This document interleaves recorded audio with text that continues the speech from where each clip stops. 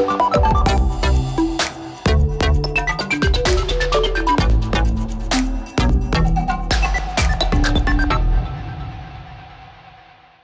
my name is Asha Sampath and welcome to this new edition of Business Africa, your magazine dedicated to the continent's business and economic news. As usual, you can win $150 in our Business Africa game. More details later, but first, today's top stories. Overpriced electric generators in a country that is sunny all year round, Somalia finds the solution to break the vicious circle of too expensive electricity. We have to encourage Somali people to use solar electricity and its advantages. It is favorable and good environmentally. Cryptocurrencies are gaining momentum in Nigeria, but the authorities are wary, a dilemma that is spreading across the whole continent. I think the truth we need to realize is that, look, cryptocurrencies are here to stay, right? There are debates here and there, but what we are seeing lately is that there are a lot of institutional sectors. Millions of small weapons circulating on the continent are triggering an explosion of crime figures. Spotlight on Tanzania, the country that says no to violence against civilians. This one is a military weapon, highly dangerous to the public. It can carry 30 rounds of ammunition.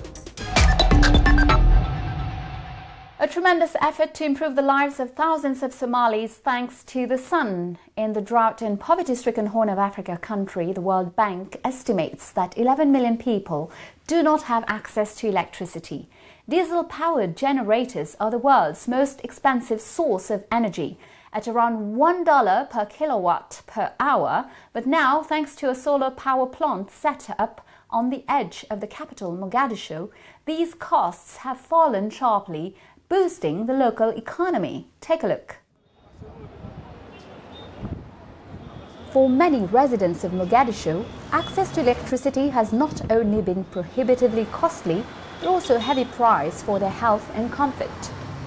Huge diesel generators blaring the whole day, while emitting thick smoke coupled with high electricity bills, was too heavy a price for many. However, a new solar energy project pioneered by Beko Lighting Company in Mogadishu is gradually transforming energy production and costs. Beko has been started in 2014. At that time, the whole city didn't have any power system. What I'm saying, power system, everything was low voltage. Right now, we have 11 kV system, 33 kV system, substations, almost like any other city in the world. Diesel is high, solar is much cheaper. So the Somalia, one of the reasons that we are interested to invest in green energy is we are getting more than 3,000 hours of sunshine per year. The Mogadishu-based company recently signed a $30 million contract to generate a hybrid 35-megawatt contract. This comprises 25 megawatts from solar and 10 megawatts from battery. It also operates 500 transformers to boost distribution of power. As a result of these investments, the solar project has already brought a huge improvement in people's lives. We used to power up 5 large generators which produced 5 megawatts, and it was very noisy and polluted the air. The burden of access to cheap and reliable electricity has now largely been lifted from the shoulders of many consumers. Big consumers such as hotels, which used to suffer high overheads because of costly power, have seen their monthly expenditure come down a great deal. Beko now provides the most reliable and cheapest electricity in Somalia, and it is always available. The price of electricity is cheaper than before. Previously, it cost $600 for electricity for my business, but now the rates have gone down. I pay less than 20 cents, and for a more powerful supply. Before, Beko charged $1.2 per kilowatt, and with that, we could not use heavy machines for the hotel business because of the rate. But after they installed the solar system, we have reliable and powerful electricity at a rate of 20 cents per kilowatt. Now we can use all the machines to run our hotel services properly. You know, the biggest challenge in Somalia when it comes to green energy, I can say, is the financing. You know, the biggest problem we're facing is the international financing, not the local ones. Like we are using Salam Somali Bank in Somalia, but if we try to deal with the international companies and international banks, we are getting a lot of problem because, you know, most people, when they hear the word Somalia, they say, no, we're not going there. That's the biggest challenge. Salam Somali Bank is the first Islamic bank established in Somalia during the most chaotic time of Somalia's recent history.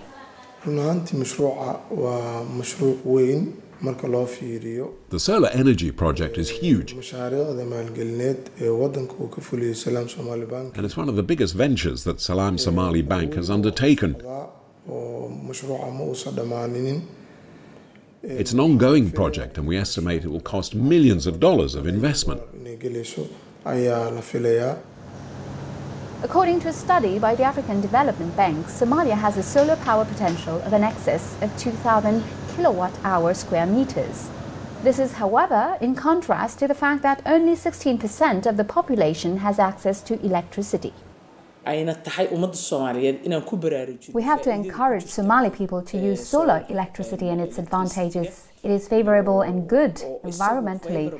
I mean, Somalia faces drought and floods after they misuse the environment. The main challenges of using clean and green in Somalia is lack of knowledge of green energy, and they don't know it takes time to introduce it.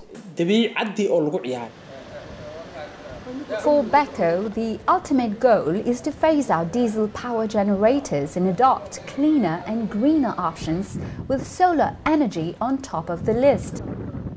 This direction will not only ease the burden of high electricity overheads, but also contribute to reduce environmental pollution.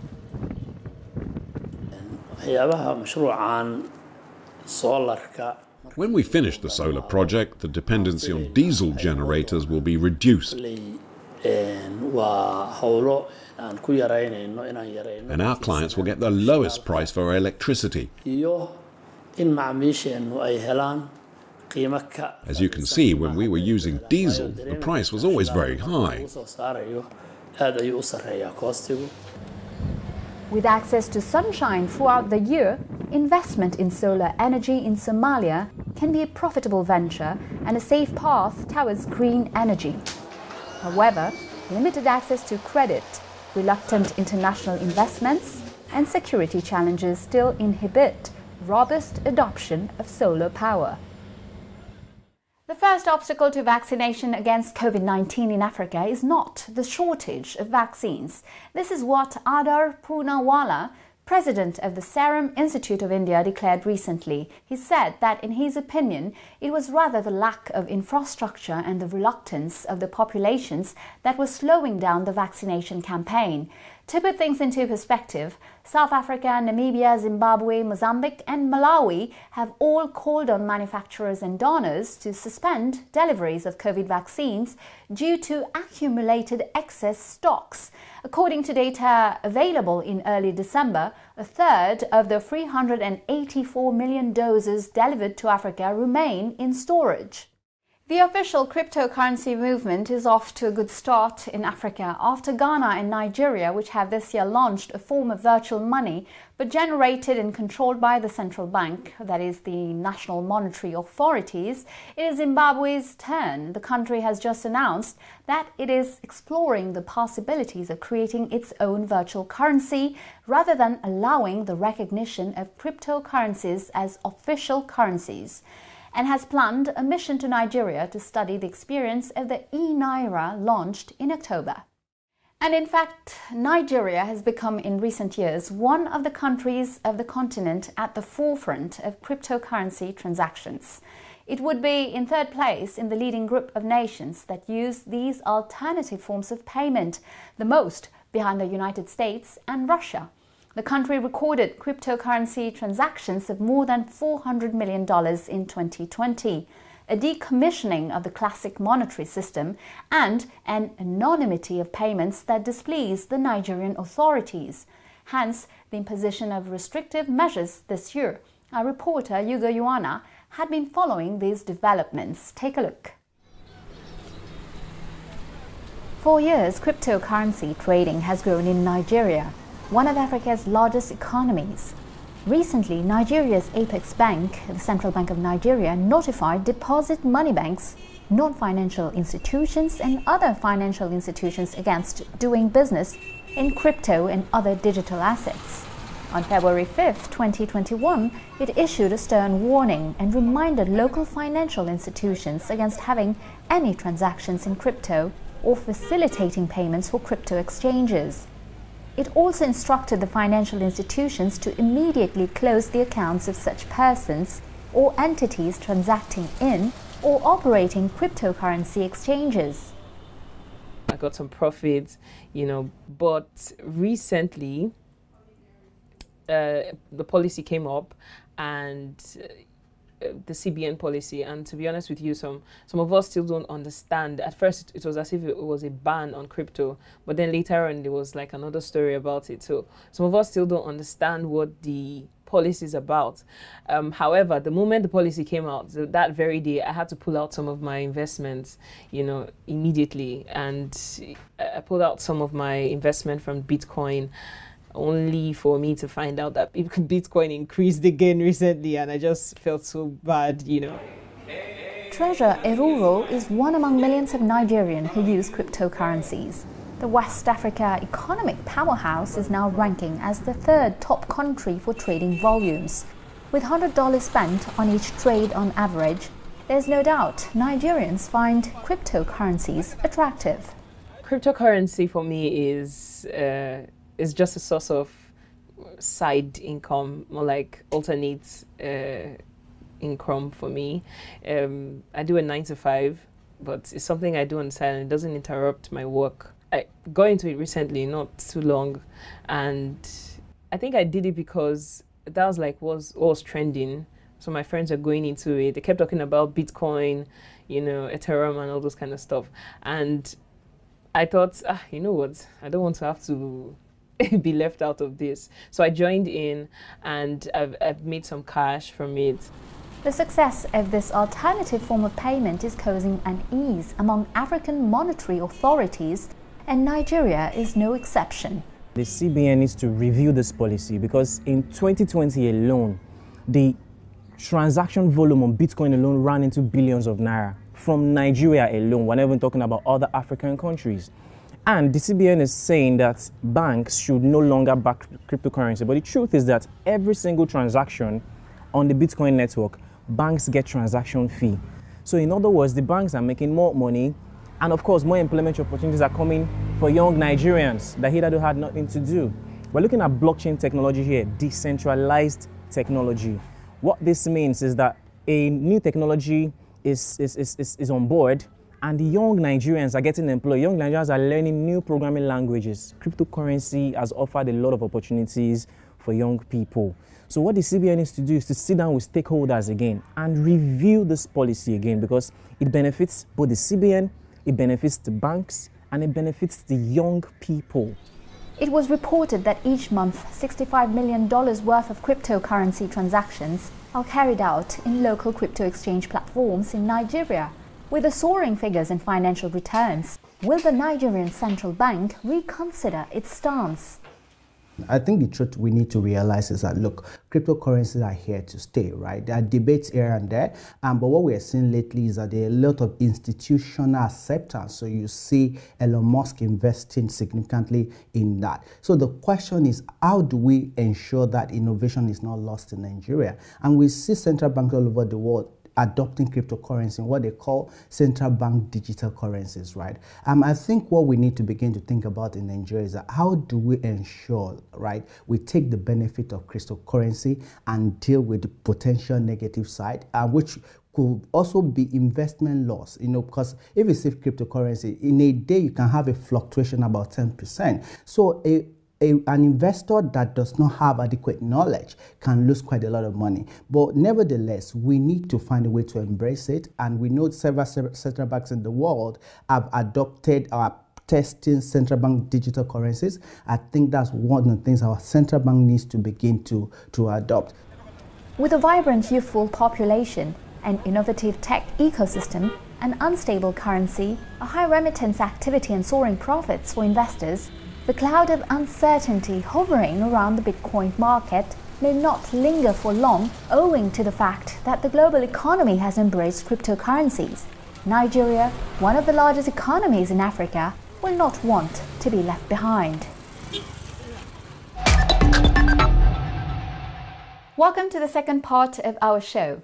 Success or failure? Admittedly, it is difficult to take stock of what the COP26 held in Glasgow in November brought to the continent. One thing is sure, the developing countries were disappointed to see that the amount of the financial envelope to help them reduce their emissions and especially face the consequences of climate change had not increased. To find out more, I have been joined from South Korea by Lilian Macharia, Director of Investments for the Green Climate Fund. Lilian Macharia, hello, and thank you for joining me on Business Africa. What outcomes of COP26 will the Green Fund take into account in its strategy? In this year, there was, of course, a bit of emphasis on climate technology. The emphasis again on making sure that we maintain the balance between adaptation and mitigation.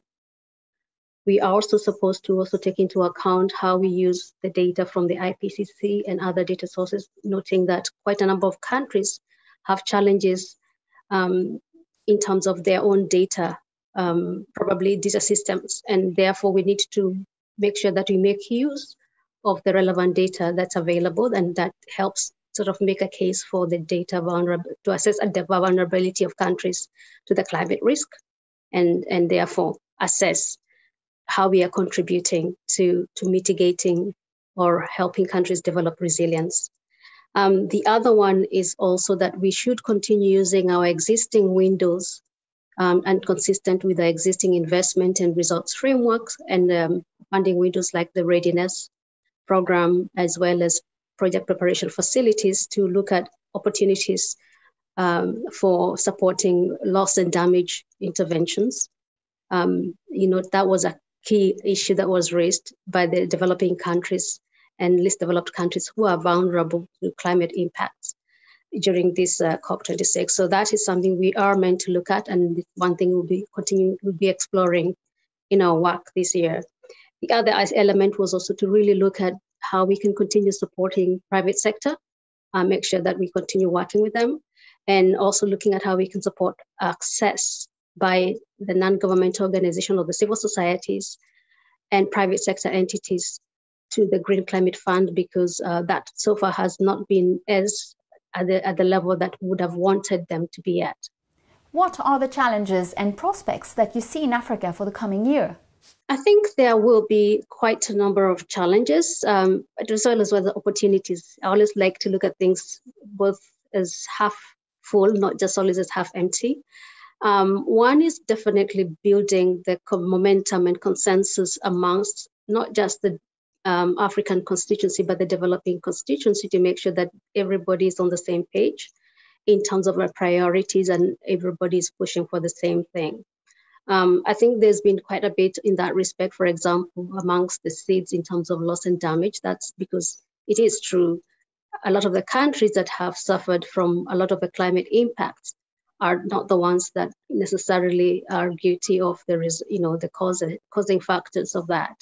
But and unfortunately, and especially, which has become a very clear and evident case during COVID, is that they do not have the means to be able to do that as fast as possible, as much as is required, because the impacts are becoming much more severe and faster than expected, but the means to do that are not as available. So getting that and getting the commitment coming as fast as it should is going to be one of the bigger challenges. Do you see a need to adjust the investment choices of the Green Fund on the continent, or is your current strategy still adapted to these new challenges? Potentially, there's always room for improvement, for sure. But remember, the GCF is country-driven. So we respond to country needs and country priorities. For sure, there are certain things that we think could be done better. But again, it's a country choice that determines what comes to us and what then we are able to fund. For instance, if you are to ask me, and this is my personal opinion, not a GCF opinion, is that probably more of mainstreaming of some of the priority of the activities that we are funding and having, climate more mainstreamed in the national development planning would be a very good, starting point, so that it's not a side activity of the environmental ministries or some other ministry, that it's part and parcel of national planning, because, climate is becoming an all-encompassing factor. So that would definitely give the climate, resilience and mitigation the importance it deserves. Thank you, Lilian Macharia. Avocados in Tanzania have the wind in their tails. The fruit is becoming a real success story in African trade, thanks to the assistance of the Food and Agriculture Organization, the FAO. India has just opened the doors of its vast market to avocados exported from Tanzania, a breakthrough that follows two other important agreements that allow the fruit to be exported to South Africa and even to China, a lucrative market that weighs $133 million. And a quite worrisome figure. In Africa, civilians are still in possession of 40 million small and light firearms, and only a small percentage is the subject of a permit to carry a gun. Uganda is currently on a 2-month amnesty for the voluntary return on condition of anonymity and immunity of these illegally held weapons. The country, which has recently faced a terrorist attack, has destroyed nearly 141,000 pieces of weaponry since 2006. And we remain in the eastern part of the continent, where Tanzania has decided to fight against crime, armed robberies and violence between rival gangs, a daily violence that the economic turmoil tends to exacerbate. We had been to Dar es Salaam to see how the authorities and civil society organizations had managed to collaborate to take matters into their own hands. Let's find out. A police officer and a bank official were shot dead by armed bank robbers in a shootout with police in Dar es Salaam, capital of Tanzania. It could be any city in the world, but it's still 2 more deaths because of illicit guns. Illicit guns kill about 500,000 people worldwide every year. These weapons are cheap, portable and readily available. This one is a military weapon, highly dangerous to the public. It can carry 30 rounds of ammunition. It fires more or less the same like AK-47, it's got the same capabilities. It's a Makarov pistol. It's a Chinese made. There are plenty in our country. Tanzania has had a relatively peaceful history through colonial times and into the era of independence. Today, the rate of violent crime and exposure to armed conflict is low by comparison with other East African countries. Yet recent official surveys suggested there were about 700,000 guns held by the civilian population. In some regions, it was reckoned that 24% of households held at least one firearm, particularly in border regions. Tanzania neighbours countries like Rwanda, Burundi, the Democratic Republic of Congo, and other countries with a troubled history. Tanzania is not lucky enough to be an island. She's got 9 neighbours.